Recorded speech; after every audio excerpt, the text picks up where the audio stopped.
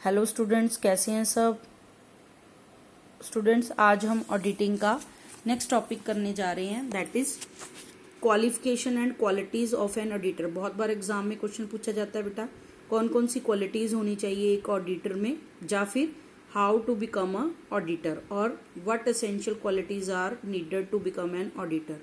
तो हमेशा ये क्वेश्चन पूछा जाता है। तो इसमें से जो है that is qualification of N auditor. तो सबसे पहले क्वालिफिकेशन क्या होनी चाहिए, जो चार्टर्ड अकाउंटेंट होना चाहिए जो ऑडिटर है, इट मीन्स सीए की हुई होनी चाहिए उसने, तभी वो पर्सन है जो उसको ऑडिटर की पोस्ट है जो मिल सकती है किसी कंपनी में। तो वो एज अ इंडिपेंडेंट ऑडिटर है जो काम करना स्टार्ट कर सकता है। तो institute of chartered accountants of India ICAI जो है उससे उसको ये एग्जाम पास करके सीए का, उससे उसको जो है अपना सर्टिफिकेट लेना पड़ता है, फिर ही वो एज ए ऑडिटर काम कर सकता है। तो फर्स्ट पॉइंट क्लियर हो गया कि ऑडिटर जो है वो चार्टर्ड अकाउंटेंट सीए होना चाहिए।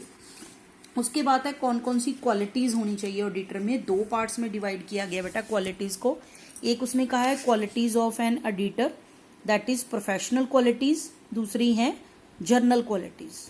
प्रोफेशनली ऑडिटर के प्रोफेशन से रिलेटेड क्या क्वालिटीज उसमें होनी चाहिए, दूसरा जर्नल किसी बंदे में जो क्वालिटीज होनी चाहिए उसके बारे में कहा गया है। तो वन बाय वन हम करते हैं बेटा। पहले प्रोफेशनल क्वालिटीज दी गई हैं, बिल्कुल सिंपल पॉइंट्स हैं ये बेटा। Professional qualities means knowledge of, जैसे उसने अकाउंट्स को चेक करना है, वेरीफाई करना है, तो उसको वेरियस सिस्टम्स ऑफ अकाउंटिंग जो है उसको कैसे बनते हैं उसके बारे में सारा जो है नॉलेज होनी चाहिए।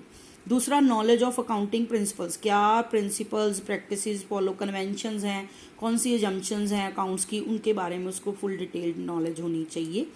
Third knowledge of cost and management accounting, क्योंकि हमने कहा है अकाउंट्स की 3 ब्रांचेज हैं, cost accounting, financial accounting and management accounting. तो बेसिकली उसने फाइनेंशियल अकाउंट्स को चेक करना है, लेकिन कॉस्ट अकाउंटिंग और मैनेजमेंट अकाउंट की भी उसको पूरी नॉलेज है जो होनी चाहिए। Fourth knowledge of business law, business law की होनी चाहिए, क्योंकि कॉन्ट्रैक्ट है कैसे बनता है, सेल्स लॉ एक्ट है, राइट्स एंड ड्यूटीज है, कंज्यूमर प्रोटेक्शन एक्ट है, तो उसके बारे में पूरा उसको पता होना चाहिए, उसकी नॉलेज होनी चाहिए। तो उसको अकाउंट्स के बारे में, उसके प्रिंसिपल्स के बारे में, कॉस्ट एंड मैनेजमेंट अकाउंटिंग के बारे में, बिजनेस लॉ के बारे में, साथ साथ टैक्स से रिलेटेड जितने भी प्रोविजंस हैं डायरेक्ट इनडायरेक्ट टैक्स से रिलेटेड उसके बारे में भी उसको फुल डिटेल नॉलेज है जो होनी चाहिए। नॉलेज ऑफ टैक्सेशन लॉस होनी चाहिए। नेक्स्ट है नॉलेज ऑफ ऑडिटिंग। ऑडिटर को, क्योंकि उसका बेसिकली काम ही ऑडिटिंग करना है, तो ऑडिटर को अप टू डेट नॉलेज होनी चाहिए ऑडिटिंग से रिलेटेड, उसकी सारी टेक्निक से रिलेटेड। कोई नई टेक्निक्स आई हैं तो उसके बारे में उसको पता होना चाहिए। नेक्स्ट है कंप्यूटर एक्सपर्ट। आज का जो ऑडिटर है उसको कंप्यूटर ऑपरेट करना आना चाहिए, उसको सॉफ्टवेयर्स की नॉलेज होनी चाहिए, ताकि वो कंप्यूटराइज तरीके से भी ऑडिटिंग है जो कर सके। नेक्स्ट है प्रिपरेशन ऑफ बजट। बजट के बारे में उसको फुल नॉलेज होनी चाहिए, बजट कैसे बनाते हैं, उसकी क्या क्या टेक्निक्स हैं, कौन से हेड के अंडर क्या चीज़ आती है, उसके बारे में उसको डिटेल्ड नॉलेज है जो होनी चाहिए। तो बेसिकली ये प्रोफेशनल नॉलेज उसको होनी चाहिए कि उसको अकाउंट्स के बारे में, टैक्स के बारे में, लॉ के बारे में, अकाउंट्स रूल्स प्रिंसिपल्स के बारे में, कंप्यूटराइज नॉलेज, इन सब की नॉलेज उसको होनी चाहिए। नेक्स्ट आपके पास है जर्नल क्वालिटीज। जर्नल क्वालिटीज में क्या होना चाहिए, बंदा ऑनेस्ट एंड इंटेग्रिटी, अपने काम के प्रति है जो वो बंदे को ऑनेस्ट होना चाहिए, उसको अपने काम को पूरा करने की लगन है जो उसमें होनी चाहिए, honest and integrity. Second intelligent होना चाहिए। ऑब्वियसली एक बंदा जो पूरे अकाउंट्स को डिटेल को चेक कर रहा है उसको टेक्निकल डिटेल्स है हर चीज की पता होना चाहिए और इंटेलिजेंट होना चाहिए। थर्ड टैक्टफुल होना चाहिए, क्योंकि जो ऑडिटर है उसका मेन काम है एरर्स, मिस्टेक्स और फ्रॉड्स को फाइंड आउट करना। तो अगर वो टैक्टफुल होगा तभी वो इन्फॉर्मेशन है जो वो निकला पाएगा, चाहे स्टाफ से निकलवानी है या किसी से इन्फॉर्मेशन लगानी है, उसके साथ डिस्कस करना है, तो टैक्टफुली उसको काम करना है। पेशेंस बहुत जरूरी है एक ऑडिटर के लिए कि वो पेशेंस हो, उसमें जल्दी वो हाइपर ना हो, क्योंकि उसने चेक करना है अकाउंट्स को, लोगों को वेरीफाई भी करना है, एविडेंस उसको बार बार ढूंढने की कोशिश करनी है, तो हमेशा उसको जल्दी में नहीं रहना चाहिए, पेशेंटली काम है जो करना चाहिए।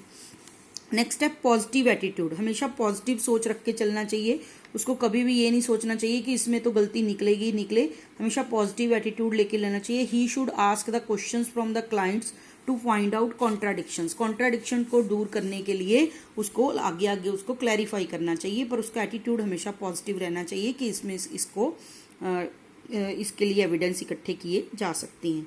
Common sense, the auditor should have the quality of common sense and judgement. एक बंदे की कॉमन सेंस और पर्सनल जो जजमेंट है वो बहुत जरूरी है, क्योंकि हर काम में कॉमन सेंस और पर्सनल जजमेंट है जो बंदे की वो बहुत काम करती है, क्योंकि जो आप कहते हैं ना सिक्स सेंस है बंदे की बहुत अच्छी है, तो वो बहुत ज़रूरी है कॉमन सेंस बंदे में होना। Next, good communication ability. एक ऑडिटर जो है उसने राइट करनी है रिपोर्ट, उसने कम्युनिकेट करना है कंपनी के बारे में, उसने कम्युनिकेट करना है लोगों के साथ जिनसे उन्होंने इन्फॉर्मेशन निकालनी है, तो इस करके उसके पास गुड कम्युनिकेशन एबिलिटी है जो होनी चाहिए, कम्युनिकेशन स्किल्स होनी चाहिए।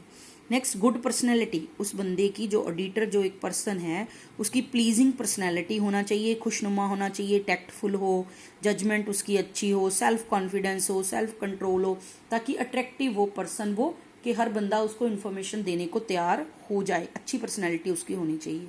नेक्स्ट है इम्पार्शियल। इम्पार्शियल होना चाहिए, पर्सनल बायलेंस यूज ना करे, पर्सनल बायस हो, इन्फ्लुएंस ना हो किसी के साथ भी, अपनी ड्यूटीज जो परफॉर्म करता है उसमें केयरफुली सारी चीज़ों को काम करे, किसी के साथ भी पर्सनल बायस वो यूज ना करे। लास्ट पॉइंट इसका जर्नल क्वालिटीज में दे रखा है कॉन्फिडेंशियलिटी। मेन इंपॉर्टेंट पॉइंट है बेटा, प्रिंसिपल्स में भी हमने डिस्कस किया था कि वो किसी भी क्लाइंट की इन्फॉर्मेशन दूसरे क्लाइंट या थर्ड पार्टी को वो इन्फॉर्मेशन है जो शेयर ना करे, सीक्रेट मेंटेन करे उसकी जो इन्फॉर्मेशन है उसका। नेक्स्ट टॉपिक बेटा आज जो हम कर रहे हैं क्वालिटीज ऑफ एन ऑडिटर के बाद, दैट इज अकाउंटिंग और ऑडिटिंग में क्या डिफरेंस है। बहुत बार एग्जाम में पूछा जाता है कि अकाउंटिंग और ऑडिटिंग में क्या डिफरेंस है। तो सबसे पहले बेटा कंसर्न्ड वर्क के अकॉर्डिंग, अकाउंटिंग में हम ट्रांजैक्शंस को रिकॉर्ड करते हैं और अकाउंट्स प्रिपेयर करते हैं, लेकिन जो ऑडिटिंग है उसमें हम क्या करते हैं, वेरिफिकेशन करते हैं, अकाउंट्स की चेकिंग करते हैं कि जो अकाउंट्स प्रिपेयर किए गए हैं वो ठीक तरीके से किए गए हैं या नहीं। सेकेंड है कमेंसमेंट। अकाउंटिंग जब खत्म होती है उसके बाद ऑडिटिंग शुरू होती है, जब आपने अकाउंट्स क्लोज कर दिए 31 को, तब मार्च को, उसके बाद जो ऑडिटिंग है होती है। लेकिन ऑडिटिंग कहाँ शुरू होती है, जहां अकाउंटिंग एंड होती है। Profile, the person who prepares the accounts of the company are employees. Company के एम्प्लॉयज अकाउंट्स प्रिपेयर करते हैं, लेकिन जो ऑडिटर है वो कंपनी का एम्प्लॉय नहीं होता, वो एक इंडिपेंडेंट पर्सन होता है। अपॉइंटमेंट, अकाउंटेंट्स हैं जो उनको कौन अपॉइंट करता है, मैनेजमेंट कंपनी की है जो वो अपॉइंट करती है, लेकिन जो अपने ऑडिटर है उसको members of the company annual general meeting में करते हैं अपॉइंट। जॉब और duty, the main job of accountant is to record all the transaction, journalise करना, पोस्टिंग करना लेजर में, फाइनल अकाउंट्स प्रिपेयर करने। और ऑडिटर की मेन जॉब है कि जो फाइनल अकाउंट्स है उनको चेक करना कि वो ट्रू एंड फेयर पोजीशन दिखा रहे हैं या नहीं दिखा रहे। Responsibility, the accountant do all the initial works, सारे जो काम है इनिशियल शुरुआती वो सारे वो करता है, ऑडिटर जो है सिर्फ उसको फिनिशिंग टच देता है अकाउंट्स को लास्ट में।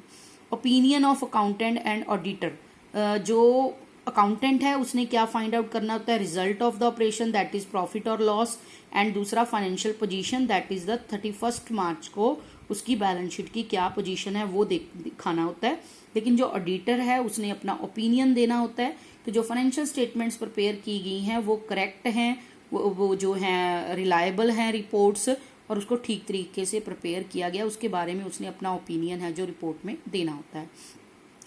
स्कोप है, an accountant can not perform the functions of, auditor की ड्यूटी को अकाउंटेंट पूरा नहीं कर सकता, लेकिन कुछ केसेस में ऑडिटर को अकाउंटेंट के तौर पे भी काम करवाया जा सकता है। लेकिन जो एक ऑडिटर है वो अकाउंटेंट का काम कर सकता है, लेकिन अकाउंटेंट ऑडिटर का काम नहीं कर सकता।